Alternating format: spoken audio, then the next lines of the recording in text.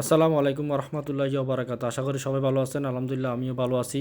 আজকে যে ভিডিও করতেছি ভিডিও হচ্ছে একদম সম্পূর্ণ ব্যতিক্রম। এরকম ভিডিও হয়তো আমি কখনো করিনি। আপনারা দেখতে পাচ্ছেন যে আমার যে অজানা হাইব্রিড ঘাস যে ঘাস ছিল, এটাতে কয়েকবার ঘাস কাটা হয়েছিল। ঘাস কাটার পর আমি কিছু ভুল করছি, যেগুলো হচ্ছে আমার নিজের গাফিলতি বলতে পারেন, আবার কি নিজের না জানার কারণে বলতে পারেন। আমি ঘাস কাটার পরে নিচের যে ঘাসগুলো ছিল এগুলো কখনো পরিষ্কার করি নাই।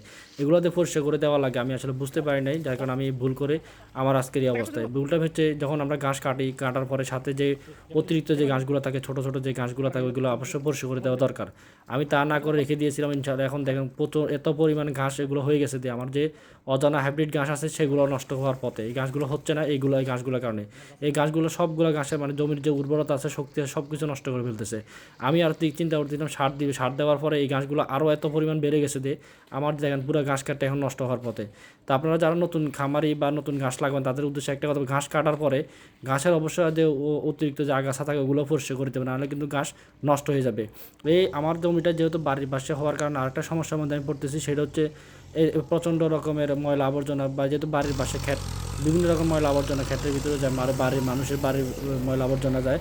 যার কারণে যখন ঘাস কাটাতে যখন নামি অতিরিক্ত আগাছার কারণে হাত পা চুলকায়, এই জন্য এই সমস্যা। তারপর হচ্ছে দেখলাম যে মাঝখান দিয়ে যে এক সাইডে মোটামুটি ঘাস নাই, কিন্তু ওইগুলোতে গরু খাওয়ার উপযোগীগুলো আমি কেটে দিচ্ছিলাম, কারণ বাসা সম্ভব হচ্ছিল না এত পরিমাণ ঘাস।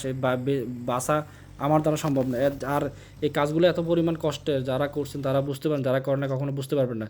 তো যারা নতুন করে ঘাস ক্ষেত করবেন, অজানা হাইব্রিড ঘাস বা বিভিন্ন ধরনের ঘাস করবেন, অবশ্যই ঘাস কাটার পর অবশ্যই আশেপাশে যে আগাছা থাকে সেগুলো পরিষ্কার করে দিবেন।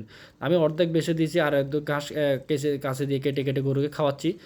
এছাড়া আর বিকল্প কোনো রাস্তা নেই, যেহেতু জমিটা অনেক বড়, এটা আসলে একদিনে পরিষ্কার করা সম্ভব না। আমি কয়েকজন লোককে বলছিলাম আমার ঘাস কাটটা পরিষ্কার করে দেওয়ার জন্য, তারা রাজি হচ্ছিল না। একজনকে বলছিলাম, উনি বলছিল যে প্রায় 3জন লেবারের টাকা দেওয়ার জন্য। আমি চিন্তা করলাম 3জনের লেবারের কাজ আসলে এখানে নেই। তারা বুঝতে পারছে যেহেতু আমার কাজের করার লোক নাই, আমি নিজে একা একা কাজ করা লাগে, যেন তারা আসলে সুযোগের সদ্ব্যবহার আমার সাথে করতেছে আর কি।